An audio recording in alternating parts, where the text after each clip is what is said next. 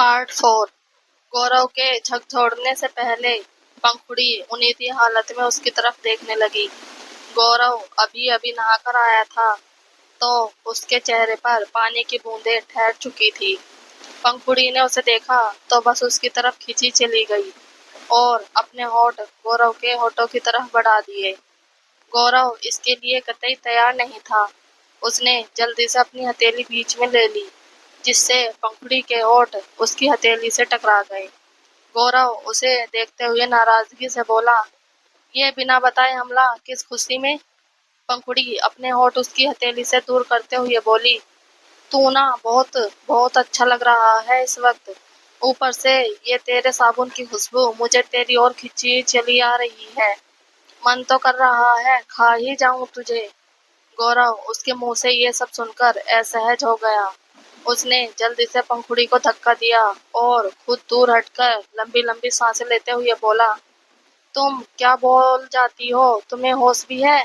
पता है मेरा ब्लड प्रेशर कितना हाई हो गया?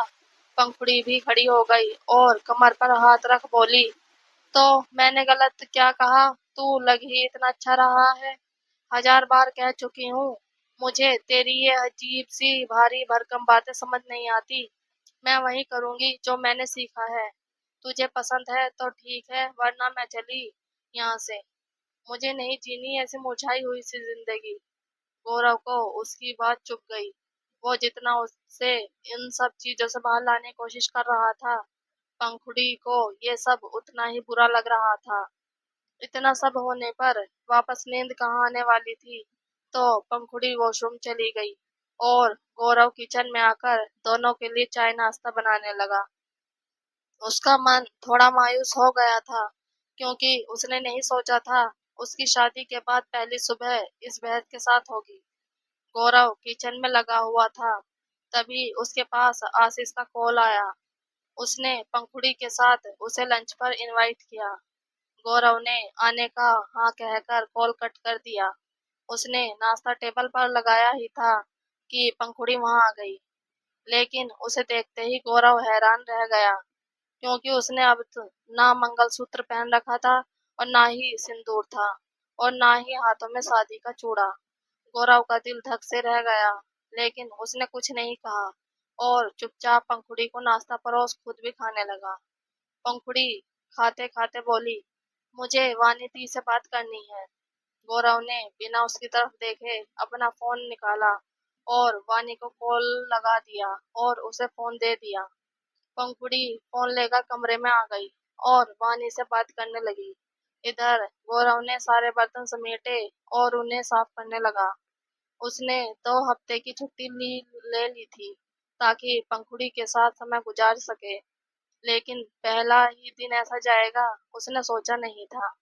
इधर पंखुड़ी ने बातों ही बातों में वानी को बता दिया कि उसकी गौरव के साथ बहस हो गई और उसने हाथ गले में पहनी सारी चीजें निकाल दी है, जिसे सुन वानी ने उसे डांटा भी और समझाया भी कि सुहागन को ये सब पहनना कितना जरूरी होता है। इससे ऊपर वाले का आशीर्वाद हमेशा जोड़ी पर बना रहता है और साथ ही गौरव की रक्षा के लिए ये सब पहनना जरूरी है। वानी से बात कर पंखुड़ी को अपनी गलती का एहसास हुआ और वह रूम से बाहर आकर किचन की तरफ आ गई तो देखा गौरव वहां रखे बर्तन समेट रहा था। उसने बिना कुछ कहे गौरव का हाथ पकड़ा और रूम में ले आई।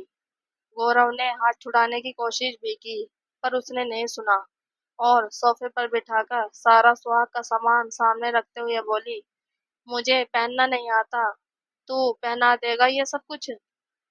गौरव ने बिना कुछ कहे उसे वहां से मिरर के सामने बिठाया और चूड़ा पहनाने लगा। वो पंखुड़ी की तरफ देख ही नहीं रहा था तो उससे रहा ही नहीं गया और बोली, तू ऐसे चुपचाप अच्छा नहीं लगता। माफ कर दे, आगे से ऐसा कुछ नहीं करूंगी। पंखुड़ी चुप हो गई तो गौरव ने उसकी बात का जवाब दिए बिना मंगलसूत्र पहनाकर मांग में सिंदूर लगा दिया और फिर सामने आते हुए उसके पंखुड़ी को उसकी खामोशी सहन हो नहीं रही थी, इसलिए आंसू की धारा बह निकली आंखों से। गौरव ने उसके आंसू पोंछे और उसके सामने घुटनों के बल बैठकर दोनों हाथ थामते हुए बोला, पंखुड़ी, तुम अपनी जगह गलत नहीं हो। तुम वही कर रही हो जो तुमने सीखा है। पर तुम ये नहीं समझ रही हो कि जो आज तक तुमने किया वो सही है या गलत, तुम्हें पता ही नहीं। अगर वो सब तुम अपनी मर्जी से करती तो मैं कभी गलत नहीं कहता। तुम उस माहौल से तो निकल गई हो, लेकिन उस जिंदगी से उभरना नहीं चाहती। मैं तुम्हें तुमसे मिलाना चाहता हूँ। मैं चाहता हूँ तुम एक नई पहचान के साथ दुनिया को देखो। उस पहचान में लोगों की नजरों में तुम्हारे लिए सिर्फ हवस थी, पर इस नई पहचान में उनकी आंखों में तुम्हारे लिए सम्मान हो। मैं ये चाहता हूँ। तुम जो मुझसे चाहती हो वो एक पत्नी होने के नाते गलत नहीं है, लेकिन इन सब के लिए तुम छोटी हो। और मैं नहीं चाहता कि मैं तुम्हारी नासमझी का फायदा उठाऊं, जैसे आज तक बाकी लोग उठाते आए हैं। तुम बहुत सुंदर हो, और बाकी लोगों की तरह मैं भी तुम्हारी सुंदरता की तरफ आकर्षित हुआ था, ये भी मानता हूँ। लेकिन फिर भी तुम्हारे जिस्म की ख्वाहिश नहीं रखी मैंने। प्यार करता हूँ तुमसे। तुम्हारे जिस्म से पहले तुम्हारी पाक रूह को छूना चाहता हूँ। उस रूह पर एक अमिट छाप चाहता हूँ अपने नाम की। जो मिलन तुम चाहती हो वो भी जरूर होगा, और जिस दिन होगा हमारी जिंदगी के सबसे खूबसूरत पलों में से एक होगा। लेकिन इन सबसे पहले तुम मेरी जिम्मेदारी हो। तुम एक नायाब हीरा हो जिसे मैं तराशना चाहता हूँ। क्या ये सब करने में मेरा साथ दोगी? पंखुड़ी असमंजस में मुंह खोले बड़ी बड़ी पलके उसकी तरफ झपकाती रही। तो गौरव बोला, नहीं समझी। पंखुड़ी ने मासूमियत से ना में सर हिला दिया। तो गौरव ने आगे बढ़ उसे गले से लगा लिया। कोई बात नहीं, धीरे धीरे समझ जाओगी। वो उससे अलग हुआ तो पंखुड़ी बोली, तू नाराज तो नहीं है ना? गौरव उसके बाल सही करते हुए बोला, बिल्कुल नहीं। गौरव ने उसे बताया कि वो आज दोपहर का खाना आशीष के यहाँ खाएंगे। उसे वहीं बैठा छोड़ गौरव बिस्तर सही करने लगा, तो वो भी उसके पास आ गई और मदद करने लगी। पंखुड़ी की उसके कोठे पर डिमांड बहुत थी, इसलिए जमुनाबाई उससे कोई काम नहीं कराती थी, जिस वजह से उसे बिस्तर भी सही ढंग से सेट करना नहीं आता था। पर गौरव ने उसे समझाया। गौरव अपने कुछ दिन सिर्फ पंखुड़ी के साथ बिताना चाहता था, जिस वजह से उसने घर में काम करने वाले काका को छुट्टी दे रखी थी। इसलिए घर का काम गौरव को करना पड़ रहा था। गौरव के साथ साथ पंखुड़ी भी जैसा उसे करना आ रहा था काम कर रही थी। लेकिन काम करते हुए दोनों एक दूसरे के साथ मस्ती कर रहे थे, एक दूसरे को जी भर के परेशान कर रहे थे। पंखुड़ी ने सोचा नहीं था ये सब इतना मजेदार भी हो सकता है। उसे सुबह से दोपहर तक के समय में ही गौरव के साथ भाने लगा था। दोपहर को आशीष के घर जाने के लिए पंखुड़ी ने गौरव की पसंद का एक सुंदर सा प्लाजो सूट पहना। उससे दुपट्टा सेट नहीं हो रहा था, तो उसने गौरव की मदद ली। गौरव उसका दुपट्टा सेट करने लगा। तो पंखुड़ी बोली, ये मंगलसूत्र, सिंदूर, चूड़ा, ये सब सच में पति की रक्षा करते हैं क्या? गौरव दुपट्टे में पिन लगाते हुए बोला, किसने कहा तुम्हें ये सब? पंखुड़ी, वानी दीदी ने। गौरव, अब ये सब होता है या नहीं इसका जवाब तो कोई नहीं दे पाया। ये चीजें धार्मिक होती है पंखुड़ी। हर धर्म में ये सब पहनना जरूरी नहीं होता। हिंदू धर्म में इस बात का समर्थन किया गया है। वैसे भी इन बातों पर विश्वास करना ना करना हर व्यक्ति की अपनी समझ होती है। कहते हैं ना, मानो तो मैं गंगा माँ हूँ और ना मानो तो बहता पानी। जैसे भगवान की प्रतिमा ही ले लो। जहाँ लोग प्रतिमा में भगवान का वास मानते हैं, तो वही कुछ लोगों के लिए वो सिर्फ पत्थर की मूर्ति है जो घर सजाने के काम आती है। गौरव दुपट्टा सेट कर हटते हुए बोला, समझी कुछ? पंखुड़ी खोई हुई सी बोली, गौरव हैरानी से, सच में? अच्छा बताओ क्या समझी? पंखुड़ी, यही, जहाँ यकीन है वहाँ सब कुछ है, और यकीन नहीं वहाँ कुछ भी नहीं। गौरव मुस्कुराते हुए बोला, वाओ, वेरी गुड, आखिर तुम मेरी बातें समझने लगी गई हो। पंखुड़ी मुस्कुरा दी और गौरव के साथ आशीष के घर के लिए निकल गई। पूरे रास्ते गौरव उसकी पसंद नापसंद पूछता रहा। उसे क्या काम करना आता है क्या नहीं, क्या पढ़ सकती है कितना लिख सकती है, सब जान लिया था उसने। और रास्ते भर में सोच भी लिया था कि उसे करना क्या है। आशीष ने दोनों का बहुत अच्छे से स्वागत किया, लेकिन दिया का मुंह अभी भी बना हुआ था। उसे ना ही गौरव की शादी रास आई और ना ही ये कि कोई कोठे वाली उसके घर आए। वो हॉल में आकर बैठे तो दिया उनके लिए पानी लेकर आई।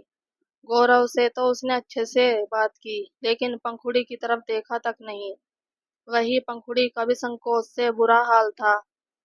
दिया गुस्से से बड़बड़ाते हुए किचन में खाना टेबल पर लगा रही थी कि तभी उसकी 4 साल की बेटी पंखुड़ी को देखकर दौड़ते हुए आई और मामी मामी कहकर गोद में बैठ गई।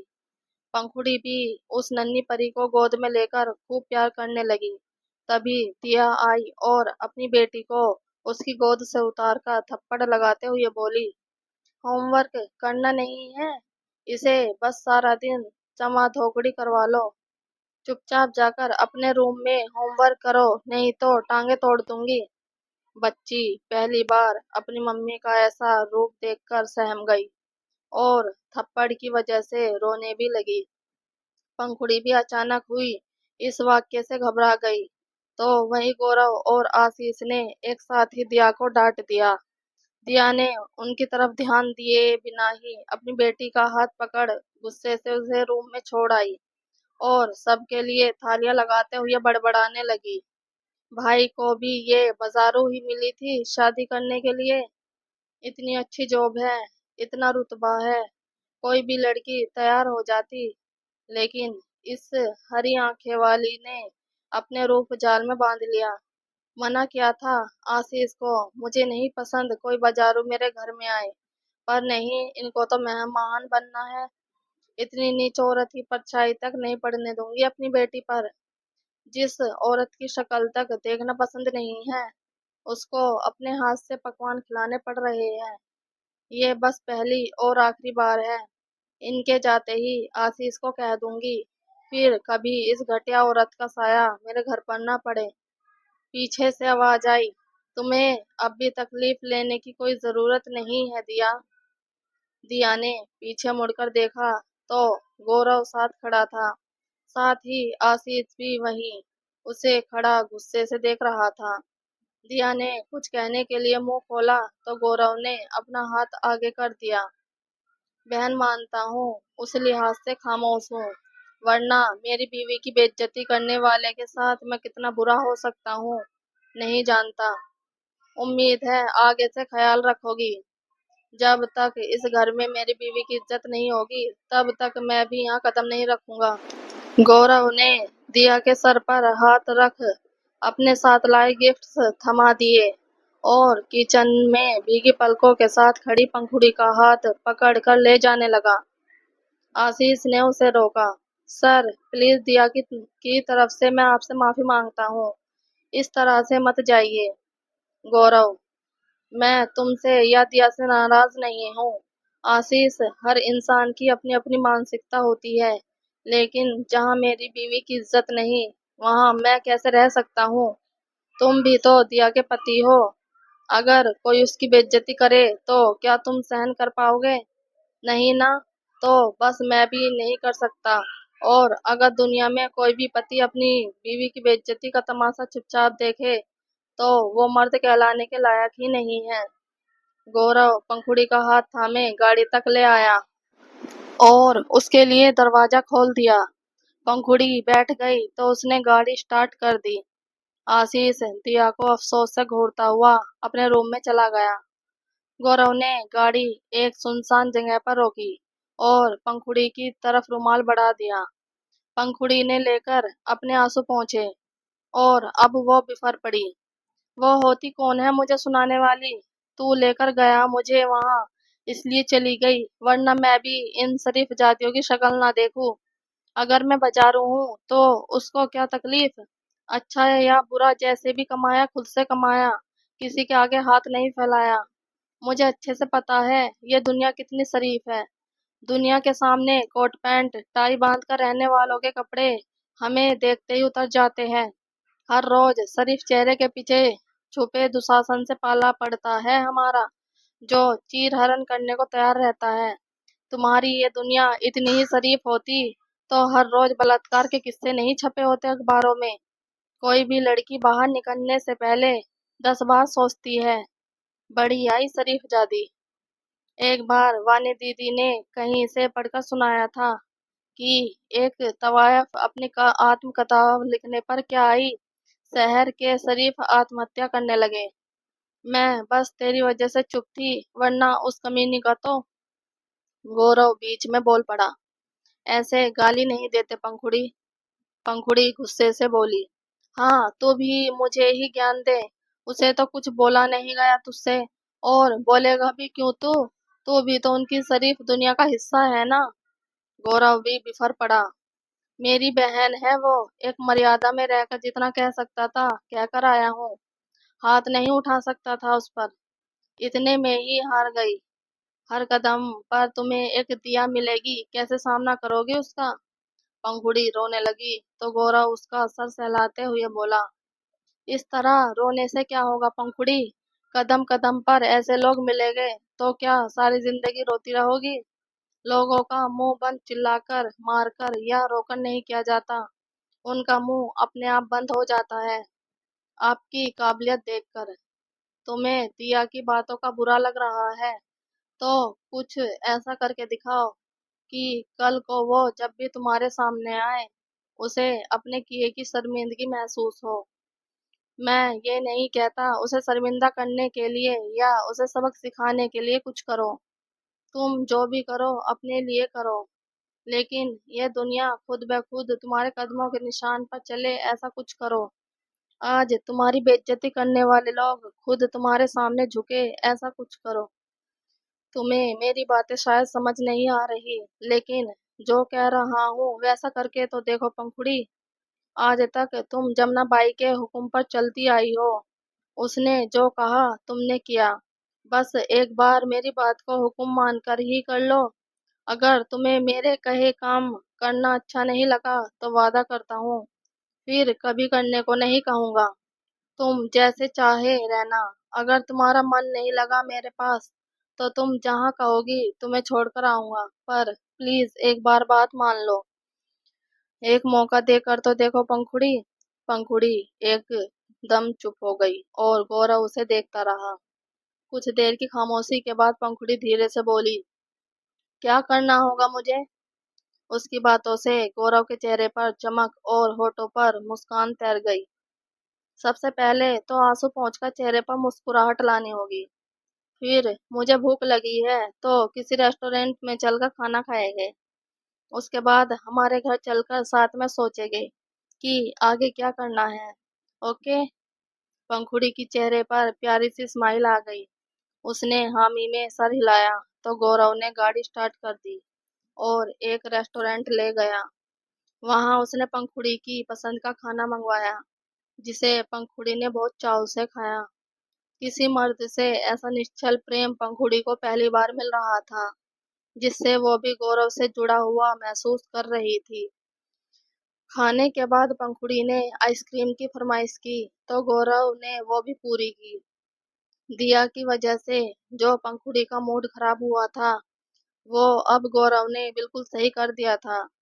घर आते आते पंखुड़ी काफी थक गई थी, इसलिए बिना कपड़े चेंज किए ही सो गई।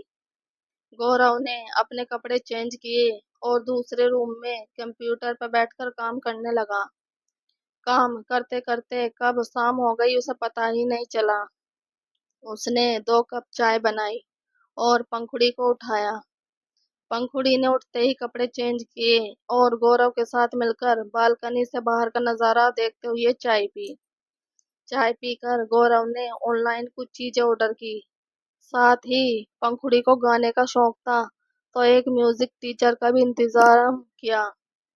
अपने लिए किसी को पहली बार इतना सब करते देख पंखुड़ी हैरान भी थी और खुश भी थी। दिया की बातों ने उसे अंदर तक इफेक्ट किया था, इसलिए अब वो भी उसे और समाज को एक करारा जवाब देना चाहती थी, जिस वजह से गौरव की हर एक कोशिश में उसके साथ थी वो। रात में खाना खाकर दोनों जल्दी ही सो गए और अगले दिन से सुबह 5 बजे उठकर ही दोनों अपने लक्ष्य में लग गए। घर के एक रूम को गौरव ने पूरा क्लासरूम ही बना दिया था। दीवार पर ब्लैक बोर्ड, जिसके पास चौक और डस्टर, साथ ही कुछ किताबें थी। सामने एक टेबल और चेयर। नित्य कर्म से फ्री होकर पंखुड़ी किसी आज्ञाकारी विद्यार्थी की तरह वहां आकर बैठ गई। गौरव ने सबसे पहले उसे क्लासरूम के डिसिप्लिन समझाए और फिर हिंदी वर्णमाला से पढ़ाना शुरू किया। कोठे पर वानी ने उसे कुछ कुछ चीजें सिखाई हुई थी, इसलिए ये सब समझने में उसे ज्यादा परेशानी नहीं आ रही थी। वैसे भी उसे हिंदी पढ़नी आती थी, हाँ, लिखनी नहीं आती थी। गौरव ने जब उसे आसानी से अपने पीछे उच्चारण करते हुए देखा तो हैरान हुआ। उसने पंखुड़ी से पूछा तो उसने बताया कि वानी ने उसे ये सिखाया था। पहले दिन पंखुड़ी 1 ही घंटे में उबासी लेने लगी और जैसे ही 1.5 घंटा हुआ, टेबल से सर लगाकर मस्त नींद में चली गई। गौरव उसे देखकर मुस्कुरा दिया। उसने उसे गोद में उठाया और अच्छे से बिस्तर पर लिटा दिया। नाश्ते के समय गौरव ने उसके लिए नाश्ता बनाया और फिर से जगाया। पंखुड़ी ने अपने किए की माफी भी मांगी तो गौरव ने उसके सर पर हाथ रख दिया और अपने हाथ से नाश्ता करवाने लगा। पंखुड़ी खुश थी इतना स्नेह पाकर। उसके बाद पूरा दिन गौरव उसे पढ़ाने की बजाय नैतिक चीजें सिखाने लगा, जैसे बोलने का सलीका, उठने बैठने का सलीका, खाने का सलीका, किसी को अच्छे से ट्रीट करने का सलीका। पंखुड़ी हर चीज बड़े गौर से और ध्यान से समझने की कोशिश कर रही थी। दोपहर के खाने के बाद दोनों ने कुछ देर की नींद ली और शाम तक गौरव का मंगवाया हुआ पढ़ाई से रिलेटेड कुछ सामान और म्यूजिक टीचर आ गए। पंखुड़ी को गाने का बहुत शौक था तो उन्हें देख खुश हो गई, लेकिन जब मास्टर जी सुर, ताल, साज, आलाप का ज्ञान देने लगे तो उसका सर चकराने लगा। उसे तो लगा बस गाना कैसे भी गाना होता है, आवाज अच्छी होनी चाहिए। ये नहीं सोचा था कि गाने की भी पढ़ाई होती है और सब कुछ नाप तोल में सीखना पड़ता है। मास्टर जी के जाते ही पंखुड़ी ने कह दिया कि गाना नहीं सीखेगी, उसे कुछ समझ नहीं आ रहा, वो बस ऐसे ही गाकर अपना शौक पूरा कर लेगी। ये सब उसके सर के ऊपर से जा रहा है। गौरव ने भी उसकी समस्या समझी और फिलहाल के लिए म्यूजिक क्लास बंद करवाना ही सही समझा, क्योंकि उसे लगा जब वो अच्छे से पढ़ना लिखना समझ जाएगी तो सुर ताल की भी समझ आ जाएगी, तभी फिर से म्यूजिक क्लास शुरू करवा देंगे।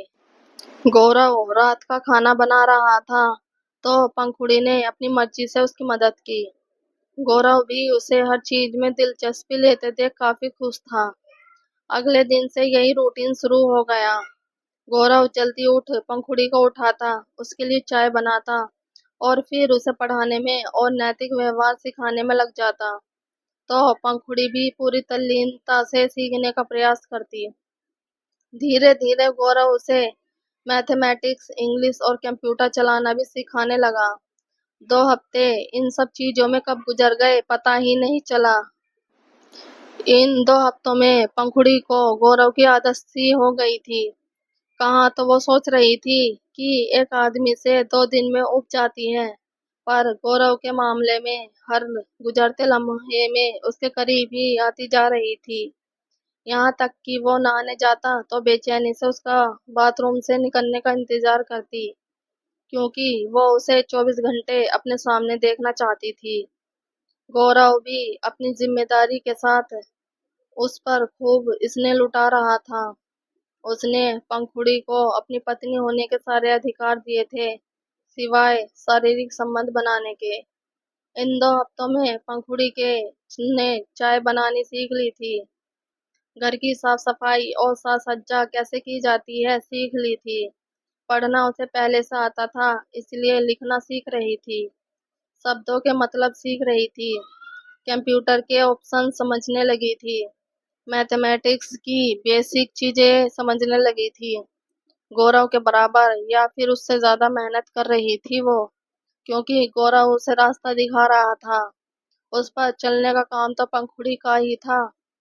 आज 2 हफ्ते बाद गौरव वापस ड्यूटी ज्वाइन करने के लिए रेडी था। पंखुड़ी एक तरफ मुंह फुलाकर खड़ी थी, क्योंकि वो नहीं चाहती थी गौरव जाए। गौरव को उसका मुंह फुलाना भी भा रहा था। उसने पंखुड़ी को खींचकर मिरर के सामने खड़ा किया और माथे पर सिंदूर लगाते हुए बोला, अब ऐसे मुंह फुलाओगी तो कैसे जा पाऊंगा मैं? पंखुड़ी ने कहा, तो मत जाइए ना, मुझे बिल्कुल अच्छा नहीं लग रहा। कैसे रहूंगी आपके बिना? 2 हफ्ते से आप दिन रात थे, पर अब ऐसे मेरे मन भी नहीं लगेगा। गौरव ने आगे बढ़कर उसके माथे को चूम लिया और मिरर के सामने खड़ा कर पीछे से उसको बाहों में लेते हुए बोला, आज तक कभी कहा नहीं तुमसे, पर आज कहने का बहुत मन कर रहा है। पंखुड़ी ने कहा, क्या मन कर रहा है? गौरव अपनी बाहें उस पर कसते हुए कान के पास होठ अड़ाकर बोला, आई लव यू। पंखुड़ी के चेहरे पर सुर्खी छा गई। मुझे इसका मतलब पता है। गौरव, तो फिर जवाब दो इसका। पंखुड़ी उसे दूर धकेलते हुए बोली, वापस आओगे तब दूंगी। गौरव अपनी गन कमर में फंसाते हुए बोला, फिर तो हाफ डे लेकर आना पड़ेगा। पंखुड़ी खुश होते हुए, सच्ची? गौरव अपनी कैप उसके सर पर रखते हुए बोला, बिल्कुल नहीं। पंखुड़ी ने फिर से मुंह बना लिया तो गौरव ने उसके गालों को हल्का सा खींच लिया। पंखुड़ी उसके गले लग गई और बाहें कसते हुए बोली, मैं इंतजार करूंगी, जल्दी आना। गौरव कुछ नहीं बोला, बस उसका सर सहलाता रहा। पंखुड़ी ने कैप अपने सिर से हटाकर गौरव के सर पर रख दी। उसने महसूस किया कि कैप पहनते ही गौरव के चेहरे के हाव भाव बदल गए थे और एक गंभीरता सी आ गई थी उसके चेहरे पर। पंखुड़ी उसके साथ दरवाजे तक आई। गौरव उसके गालों को चूमते हुए जल्दी आने का वादा करके साथ ही अच्छे से पढ़ने का कहकर चला गया। पूरा दिन पंखुड़ी घर पर ऐसे ही पड़ी रही। पढ़ाई तो बिल्कुल नहीं की, क्योंकि बार बार गौरव की याद आ रही थी और 2 हफ्ते बाद ड्यूटी ज्वाइन करने से गौरव के ऊपर बहुत काम था, तो जल्दी आने की बजाय लेट हो गया। रात के 10 बजे गौरव की गाड़ी का हॉर्न सुन पूरे दिन से निर्जीव सी पड़ी पंखुड़ी दौड़ पड़ी। गौरव पूरा उतरा भी नहीं होगा गाड़ी से कि भागकर उससे लिपट गई। गौरव ने भी मुस्कुराते हुए बाहों में कस लिया। आशीष, जो कुछ देर यहाँ रुकने वाला था, उनको ऐसे देख मुस्कुराते हुए गाड़ी स्टार्ट कर ली। गौरव ने रोकने की कोशिश की, पर वो बाद में आने का कहकर चले गया। गौरव पंखुड़ी का हाथ थामे अंदर आ गया। उसने यूनिफॉर्म बदली तब तक पंखुड़ी ने खाना लगा दिया। टेढ़ी मेढ़ी जली हुई रोटियां और सब्जी में मसाले हद से ज्यादा तेज और कुछ कुछ कच्ची भी थी, जिसे गौरव ने बिना किसी शिकायत के खा लिया। पर पंखुड़ी खुद ने मुंह बना लिया तो गौरव ने उसके लिए बाहर से ऑर्डर कर दिया और साथ ही घर में काम करने वाले काका को भी फोन कर जॉब पर आने को कह दिया। उन्हें यह भी समझाया कि वो पंखुड़ी को घर का काम सिखाए। काका भी मान गए। रात में पंखुड़ी गौरव के सीने से ऐसे चिपक कर लेटी थी कि जैसे वो फिर से कहीं ना चला जाए। गौरव ने उससे आज की पढ़ाई के बारे में पूछा तो उसने बता दिया कि उसकी याद इतनी ज्यादा आई कि पढ़ाई भी नहीं हो पाई। गौरव ने फिर से शांति से ही काम लिया और समझाया कि अब उसे रोज ही जाना पड़ेगा। अगर ऐसे ही पढ़ाई में कोताही करेगी तो जो भी सीखा है वो मिट्टी में मिल जाएगा। थोड़ी देर की समझाइश से पंखुड़ी समझ गई और आगे से कोई भी लापरवाही नहीं करेगी, इसका वादा किया। देखते ही देखते 1 महीना और गुजर गया और पंखुड़ी हर दिन पढ़ाई लिखाई में उभर कर आ रही थी। कंप्यूटर लगभग सीख चुकी थी, बस अब तो डेली प्रैक्टिस करनी थी। लिखना भी जान गई थी, पढ़ना आता ही था। इंग्लिश सही से बोल नहीं पाती थी, पर सामने वाले की अच्छे से समझने लगी थी। आजकल गौरव की उस छोटी सी लाइब्रेरी से किताबें भी पढ़ने लगी थी वो। काका से घर काम भी पूरे लगन से सीख रही थी, जिस वजह से पकवान तो नहीं पर बेसिक खाना बनाना सीख गई थी। अब गौरव के लिए चाय नाश्ता, ड्यूटी के लिए टिफिन वो ही बनाती थी। पंखुड़ी भी अब तन की मोहब्बत और मन की मोहब्बत में फर्क समझने लगी थी और ये भी जान गई थी कि वो भी गौरव को मन से चाहने लगी है। जिस दिन उसे एहसास हुआ वो क्या काम करती थी, उसमें क्या गलत था क्या सही था, उस दिन पूरा दिन गौरव के सीने से लगी रोती रही। उसका मूड ठीक करने के लिए गौरव उसे बाहर घुमाने ले गया। बाहर पंखुड़ी ने जब हाथों में हाथ डाले कपल्स को घूमते देखा तो उसने भी गौरव की बाह में अपनी बाहें फंसा दी, सबको दिखाने के लिए कि वो उनसे अलग नहीं है। उसके पास भी एक सच्चा हमसफर है, कोई है जो उसके तन से नहीं बल्कि मन से प्रेम करता है। इस एक महीने में गौरव ने जमुनाबाई को तो कड़ी से कड़ी सजा दिलवाई ही, साथ ही जमुनाबाई के साथ धंधे में जुड़े कमिश्नर के खिलाफ भी सबूत इकट्ठा कर लिए। इधर कमिश्नर भी गौरव के बारे में हर जानकारी इकट्ठा कर रहा था और कमजोरी के नाम पर उसके हाथ लगी पंखुड़ी। वही दूसरी तरफ पंखुड़ी के शरीर को भी उस कोटे की जिंदगी की आदत पड़ गई थी। इस एक महीने में वो शरीर में होने वाले हार्मोन्स परिवर्तन से बहुत तकलीफों से गुजरी। उसका शरीर किसी मर्द के शरीर के संपर्क में आने को बहुत तड़पा। पंखुड़ी ने कोशिश भी की गौरव के करीब जाने की, पर गौरव ने करीबी के नाम पर अपनी शर्ट निकाल निरावरण धड़ से लगाए रखा उसे। पंखुड़ी बुरी तरह तड़पती रहती पर गौरव ने अपनी मर्यादा नहीं लांघी। इस तरह की सिचुएशन से पंखुड़ी को काफी बार गुजरना पड़ा, पर गौरव के साथ से आखिरकार वो इससे भी उभर गई। अब पंखुड़ी भी खुद को कंट्रोल करना सीख चुकी थी। उसके दिमाग में ऐसी कोई बात नहीं आती जिससे उसकी बॉडी में भी कोई हलचल नहीं मचती।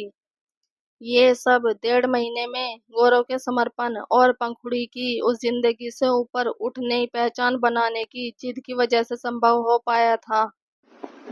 गौरव को एक केस के सिलसिले में बाहर जाना पड़ा। ना पंखुड़ी का उसे भेजने का मन था और ना गौरव का जाने का। गौरव आज भी शीशे के सामने तैयार हो रहा था तो पंखुड़ी ने उसे पीछे से गले लगा लिया और बोली, आई लव यू। गौरव मुस्कुरा दिया। पंखुड़ी ने उसके सर पर कैप रखते हुए कहा, मैं इंतजार करूंगी। गौरव उसके गाल पर प्यार से हाथ रखते हुए, और मैं इस इंतजार को जल्द से जल्द खत्म करने की कोशिश। दोनों एक बार फिर कुछ पल के लिए गले मिले और फिर गौरव उसके गालों पर अपने प्यार की छाप छोड़कर निकल गया। रात में पंखुड़ी के पास रुकने के लिए गौरव ने वानी को बुला लिया था। वानी समय रहते आ गई थी। उसी रात घर पर किसी की दस्तक हुई तो वानी ने दरवाजा खोला। सामने कमिश्नर खड़ा था। कमिश्नर को देखकर पंखुड़ी डर गई क्योंकि वो उसका पुराना कस्टमर रह चुका था। उसने किसी भी तरह के सवाल जवाब का मौका ही नहीं दिया। अंदर कदम रखते ही वानी का सर दीवार से दे मारा तो वानी बेहोश हो गई। पंखुड़ी डर से धीरे धीरे कदम पीछे करते हुए अंदर के कमरे में भागने की फिराक में थी। कमिश्नर उसकी तरफ बढ़ते हुए अपने होठ को दांत तले काटते हुए बोला, अरे तू घबरा क्यों रही है? पहली बार तो मिल नहीं रही, भूल गई हमने कितने हसीन लम्हे साथ गुजारे हैं। डर मत, आज फिर से तुझे वो ही हसीन सफर तय करवाने आया हूँ। पंखुड़ी पीछे हटते हुए बोली, मैं मुझे हाथ मत लगाना वरना अच्छा नहीं होगा। मेरे पति भी पुलिस वाले हैं, पता चला तो छोड़ेंगे नहीं तुझे। कमिश्नर ने आगे बढ़कर उसके बाल पकड़ लिए और जमीन पर फेंकते हुए बोला, मुझे धमकी देती है? ना जाने कितनी बार मेरे साथ हम बिस्तर हुई है और आज देखो कैसे सती सावित्री बन रही है। किसी ने बताया नहीं क्या? तेरे जैसी कोठे वालियों के पति नहीं हुआ करते, सिर्फ ग्राहक होते हैं। वैसे भी वो तुझे ऐसा क्या दे रहा है जो मैं नहीं दे सकता? पंखुड़ी ने कहा, अपना नाम दिया है उन्होंने, हवस नहीं प्यार दिया है उन्होंने, अपना वजूद दिया है उन्होंने। तूने मुझे नोचने के सिवा क्या ही क्या है? कमिश्नर उस पर हावी होते हुए बोला, आज भी नोचने ही आया हूँ तुझे। तेरा पति मेरे खिलाफ सबूत इकट्ठा कर रहा है। सुना है एक तू ही कमजोरी है उसकी। उसे काबू में लाने के लिए तेरा शिकार तो करना ही पड़ेगा। वैसे भी काफी समय हो गया तुझे चखा नहीं। कमिश्नर उसके ऊपर झुका ही था कि पंखुड़ी लुढ़क कर नीचे से फिसल गई और किचन की तरफ भागते हुए बोली, अब मैं उस कोठे की लाली नहीं, गौरव जी की पंखुड़ी हूँ। इस तन को तेरे साथ साझा करना तो दूर, आंख भी नहीं उठाने दूंगी तुझे। कमिश्नर उसके पीछे भागा। इससे पहले ही पंखुड़ी ने किचन से चाकू उठाया और अपने ही पेट में मार दिया। गौरव की तस्वीर पर नजर गई तो मन ही मन बोली, आपसे बहुत प्यार करती हूँ पतिदेव। आज समझ आ गया, ये दुनिया हम जैसी लड़कियों को कभी इज्जत की जिंदगी जीने ही नहीं देगी। आपने मेरे मन को तो बहुत पहले ही छू लिया, अब तन पर भी सिर्फ आपका ही अधिकार है। इस तन को किसी और के साथ बांटने से अच्छा इसे खत्म ही कर दूं। कमिश्नर ने उसे फिर भी पकड़ने की कोशिश की, पर पंखुड़ी ने एक बार और चाकू पेट में दे मारा। उसकी हरकत से कमिश्नर पूरी तरह से सख्ते में आ गया। वो सोचकर आया था कि इसके साथ रात गुजार कर गौरव को ब्लैकमेल करेगा, पर पंखुड़ी ने सारा खेल ही उलट दिया था। कमिश्नर अब वहां से भाग जाना चाहता था, लेकिन जैसे ही दरवाजे पर पहुंचा, एक जोरदार लात उसके मुंह पर आकर पड़ी।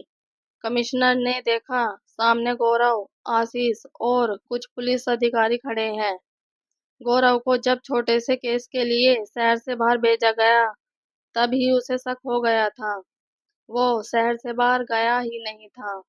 उसे शक था कि कमिश्नर कुछ न कुछ करेगा जरूर।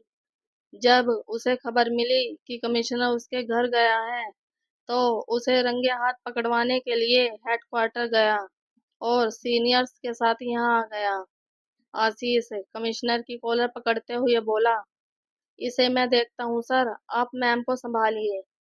गौरव पंखुड़ी को ढूंढते हुए किचन में आया तो उसकी हालत देख उसके तो जैसे प्राण ही निकल गए। उसने पंखुड़ी को होश में लाने की कोशिश की, पर वो होश में नहीं आई। गौरव ने जल्दी से अपनी यूनिफॉर्म निकाली और उसके पेट पर कसकर बांधकर गोद में उठाकर बाहर की तरफ दौड़ पड़ा। पंखुड़ी की हालत देखकर सब घबरा गए थे। गौरव उसे गाड़ी में लेकर हॉस्पिटल की तरफ निकल गया। इधर आशीष ने वानी को होश में लाया और फिर वहां की इन्वेस्टिगेशन करने लगा। हॉस्पिटल पहुंचते ही पंखुड़ी को आईसीयू में भर्ती कर लिया गया था। डॉक्टर्स लगे हुए थे, पर खून काफी बह गया था। गौरव नम आंखों से परेशान सा इधर उधर चक्कर काट रहा था। तभी किसी ने उसकी पैंट खींची। गौरव ने देखा आशीष की बेटी उसकी पैंट खींच रही है। गौरव उसके पास घुटनों के बल बैठ गया तो वो उसके गले लग बोली, मामी को कुछ नहीं होगा मामू, मैंने प्रेयर की है भगवान जी से, वो ठीक हो जाएगी। गौरव की नम आंखें अब बरस ही पड़ी थी। उसने कसकर उसे गले से लगा लिया था। तभी दिया वहां आई और कंधे पर हाथ रखते हुए बोली, भाभी को कुछ नहीं होगा भाई। गौरव हैरानी से उसे देखने लगा तो वो फिर बोली, माफ कर दो ना भाई, अपनी बेवकूफ बहन को भूल गई थी कि सबको अपनी जिंदगी जीने का अधिकार है, उसमें आगे बढ़ने का अधिकार है। आशीष जी ने समझाया मुझे तो समझ आया ये सब। काफी दिन से आपसे बात करना चाह रही थी, पर हिम्मत ही नहीं हुई। अभी जब आशीष जी ने फोन कर भाभी की हालत बताई तो रहा नहीं गया। उस दिन की बदतमीजी के लिए माफ कर दीजिए ना भाई। गौरव ने खड़े होकर दिया के सर पर हाथ रख दिया और दिया उसके गले लग गई। उन दोनों माँ बेटी की वजह से गौरव को काफी हिम्मत मिल रही थी। लगभग 2 घंटे बाद डॉक्टर्स बाहर आए और पंखुड़ी के ठीक होने की खबर दी, पर वो अभी बेहोश ही थी और होश भी सुबह तक ही आना था उसे। गौरव की जान में जान आई। ये सुनकर दिया को गौरव ने घर भेज दिया और खुद सारी रात पंखुड़ी के पास बैठकर गुजारी। उसकी आंखें एक पल के लिए भी बंद नहीं हुई थी। सुबह पंखुड़ी को होश आया तो गौरव को देखकर मुस्कुरा दी। गौरव उससे लिपट गया और नम आंखों से बोला, इतनी उब गई थी मुझसे कि हमेशा के लिए जाना चाहती थी। पंखुड़ी ने उसका चेहरा थाम लिया और बोली, एसपी साहब, अब तो आपका जन्मों जन्म तक पीछा नहीं छोड़ूंगी। गलत जगह फंस गए आप। गौरव ने उसे फिर से गले लगा लिया। बिल्कुल सही जगह फंसा हूँ। आज तुम पर पहली बार बहुत गुस्सा आ रहा है। तुमने ये कदम उठाने से पहले एक बार भी मेरे बारे में नहीं सोचा।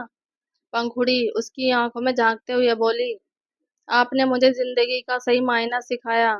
मेरी अभिशाप भरी जिंदगी को फूलों की बगिया की तरह महका दिया। आपने मेरे मन को अपने मन में कर लिया, तो इस तन को अब किसी और का कैसे हाथ लगाने देती। वो मुझे छूने की कोशिश कर रहा था। हाँ, मानती हूँ, ये पहली बार नहीं था, पर वो लाली थी। लेकिन अब मैं आपकी और सिर्फ आपकी पंखुड़ी हूँ। तन मन सब आपका है। मुझे गवारा नहीं कि कोई भी मुझे उस नजरों से देखे भी। मुझ पर सिर्फ आपके प्यार का अधिकार है, किसी की हवस का नहीं। आज गौरव को अपनी मेहनत सफल होते दिख गई थी। उसने दीवानगी से पंखुड़ी को बाहों में भर लिया। सुबह आशीष दिया और अपनी बेटी के साथ मिलने आया पंखुड़ी से। दिया ने उससे माफी भी मांगी। पंखुड़ी को कोई शिकायत नहीं थी उससे। आशीष की बेटी ने अपनी मामी को और पंखुड़ी ने उसे खूब प्यार किया, और आज दिया भी ये सब देख मुस्कुरा रही थी।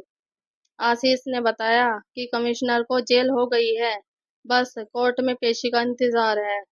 गौरव को अब जाकर सुकून मिला। 2 दिन हॉस्पिटल में रहकर गौरव पंखुड़ी को घर ले आया। उसने कुछ दिन की छुट्टी ले ली थी और दिन रात बिना माथे पर एक शिकन के उसका ख्याल रखता। पंखुड़ी को तो विश्वास ही नहीं होता था, ऐसा हम सफर पाकर अपनी किस्मत पर। एक रात पंखुड़ी गौरव के सीने पर लेटी हुई बोली, मैं एनजीओ खोलना चाहती हूँ, जिसमें मेरी जैसी लड़कियों को सही राह दिखा सकूं। गौरव ने खुशी से उसका माथा चूम लिया। पंखुड़ी जब पूरी तरह से ठीक हो गई, तो अपने एनजीओ के काम में लग गई। इसी बीच जमुनाबाई और कमिश्नर के खिलाफ गौरव और आशीष ने सारे सबूत पेश कर दिए। पंखुड़ी का भी बयान लिया गया। उनका गुनाह साबित होने पर दोनों को उम्र कैद की सजा सुनाई गई। साथ ही गौरव और आशीष को ऑर्डर दिया गया इस केस को और गहराई से छानबीन करने का, क्योंकि अभी भी शक था कि कोई और भी बड़े लोग इसमें शामिल हो सकते हैं। गौरव और आशीष अपने काम पर लग गए। पूछताछ के बहाने गौरव ने कमिश्नर की हड्डी पसली तोड़कर पंखुड़ी का भी बदला ले लिया था। इधर पंखुड़ी का बैकग्राउंड जानकर कोई उसका साथ नहीं दे रहा था, पर उसने हार नहीं मानी। इंटरनेट के जरिए लोगों से फेस टू फेस मिलकर इवेंट ऑर्गेनाइज करवाकर वो अपनी जैसी लड़कियों के लिए आवाज उठाती रही। उसके साथ दिया और वानी भी शामिल हो गई। कठिनाइयां तो बहुत आई, लेकिन गौरव का हाथ पकड़कर पंखुड़ी हर रास्ता पार करती गई। समाज ने ना जाने कैसे कैसे ताने दिए उसे। पुरुषों से ज्यादा तो औरतों के कड़वे शब्द के घूंट पीने पड़े उसको। जिसके जी में आता, उन गंदे गंदे नामों से नवाज जाता। पंखुड़ी सबका मजबूती से सामना करती गई, लेकिन घर की चार दीवारी में गौरव के सीने में दुबक कर बहुत रोती। पर अगले दिन एक नई ऊर्जा के साथ सबका सामना करती। धीरे धीरे पंखुड़ी अपने मकसद में कामयाब होने लगी थी। उसके एनजीओ से एक एक करके ना जाने कितनी ही महिलाएं और पुरुष जुड़े। कहते हैं ना, मैं अकेला चला था, लोग जुड़ते गए, कारवां बनता गया। इस बात को पंखुड़ी ने सही साबित किया। उसने अपने एनजीओ के साथ मिलकर कितने ही गैर कानूनी कोठे बंद करवाए। कोठे पर काम करने वाली लड़कियों के लिए शिक्षा और रोजगार का अभियान चलाया। उसने अपनी जैसी ना जाने कितनी ही लड़कियों का भविष्य संवारा। दिन महीने साल गुजरे और देखते ही देखते पंखुड़ी 19 साल की हो गई थी, और इन 3 सालों में एक नामी समाज सेविका बन गई थी। साथ ही उसका और गौरव का प्यार परवान चढ़ रहा था, पर गौरव ने अभी तक उससे तन की दूरी बनाई हुई थी। इसी के साथ पंखुड़ी पढ़ने लिखने में बहुत तेज हो गई थी। हिंदी बहुत शानदार बोलती, तो वहीं इंग्लिश में खुद गौरव उसके सामने अटक जाता। मैथ्स और कंप्यूटर में तो उसका कोई हाथ ही नहीं पकड़ सकता था। उसने 2-4 भाषा और भी सीखी, साथ ही इन दिनों संगीत भी सीखना शुरू कर दिया था। आज पंखुड़ी को सम्मानित किया जा रहा था। जो लोग उसे गालियों से नवाजते थे, वो तारीफों के पुल बांध रहे थे। ट्रॉफी लेने के बाद पंखुड़ी ने सबका शुक्रिया अदा किया और सामने चेहरे पर गर्व के भाव लिए बैठे गौरव को देखकर बोलने लगी। बिना कहे मेरे दर्द को समझा, मेरी नासमझी को अपनी समझ से समझा। माँ सा प्यार दिया, पिता सी सुरक्षित छाँव। हमसफर तुम इसी हो, शब्दों में न बयां कर पाऊं। पैरों की धूल थी मैं, सर पर तूने सजा दिया। एक बाजारू को तन से नहीं रूह से लगा लिया। पता नहीं था किस दलदल में हूँ, पर तूने मुझे निकाल कर नई सम्मान भरी जिंदगी से रूबरू करवा दिया। नहीं जानती कौन से पुण्य का फल हो तुम, पर अब हर जन्म के लिए सिर्फ मेरे ही हो तुम। इसलिए आज तुमसे वादा करती हूँ, अगर तुम साथ हो तो मैं जहाँ से लड़ जाऊंगी, तुम जो रूठे तो पल भर में मर जाऊंगी। अगर तुम साथ हो तो दो धारी तलवार बनकर हर बुराई काट दिखाऊंगी। तुम जो नहीं तो जंग लगी कटार सी कोने में सिमट जाऊंगी। अगर तुम साथ हो तो आसमान को पंखों से नाप लाऊंगी। तुम जो चले गए तो धरती के बीचों बीच समा जाऊंगी। अगर तुम साथ हो तो हर जगह फतेह कर आऊंगी। तुम नहीं तो हारे सिपाही की तरह कटकर कहीं बिखर जाऊंगी। अगर तुम साथ हो तो पवित्र प्रेम की मिसाल बनकर सारे जहां में जगमगाऊंगी। तुम जो नहीं तो आधुनिक दौर में सती होने से ना कतराऊंगी। अगर तुम साथ हो, अगर तुम साथ हो। माहौल में एक पल के लिए खामोशी छा गई। गौरव ने नम आंखों से अपनी बाहें फैला दी तो पंखुड़ी दौड़कर उसके गले लग गई। इसी के साथ सब जगह जोर शोर से तालियां गूंज उठी। आशीष के परिवार और वानी दीदी के साथ पंखुड़ी और गौरव ने आज का दिन सेलिब्रेट किया। और रात में आज गौरव खुद पंखुड़ी के करीब आया और जो प्यार पंखुड़ी उससे पिछले 3 सालों में चाहती थी, वो आज गौरव ने उस पर खूब लुटाया। पंखुड़ी को तो सब सपने जैसा लग रहा था। उसने तो ये ही मान लिया था कि गौरव उसके करीब इस तरह कभी नहीं आएगा। पर गौरव ने एक सच्चे मर्द की मिसाल पेश की। 16 साल की पंखुड़ी को बीवी जरूर बनाकर लाया, पर उसे मौका न समझकर जिम्मेदारी समझी। वो समझता था भले ही पंखुड़ी एक कोठे पर काम करती थी, पर अभी शारीरिक संबंध बनाने की ना ही उसकी उम्र थी और ना ही फिजिकल कंडीशन। उसने बिना जल्दबाजी किए पहले पंखुड़ी को आगे बढ़ाना जरूरी समझा। साथ ही पंखुड़ी से संबंध बनाने के लिए उसकी सही उम्र का इंतजार किया। दूसरों की तरह वो उसके तन से पहले पूरी तरह मन से जुड़ना चाहता था। ऐसा नहीं था कि उसका मन नहीं करता था पंखुड़ी के पास जाने का, पर उसने खुद को बहकने से रोका और दुनिया में एक नई मिसाल कायम की। एक सच्चे मर्द की मिसाल। वही आज पंखुड़ी को भी समझ में आया। तन से प्यार जताने और हवस मिटाने में कितना फर्क होता है। आज तक लोगों ने उस पर हवस शांत की थी, पर गौरव ने उसे प्यार भरा स्पर्श मिल रहा था। पंखुड़ी की जिंदगी में अब कोई खुशी अधूरी नहीं थी। गुजरते समय के साथ पंखुड़ी का नाम समाज में इज्जत से पेश किया जाने लगा।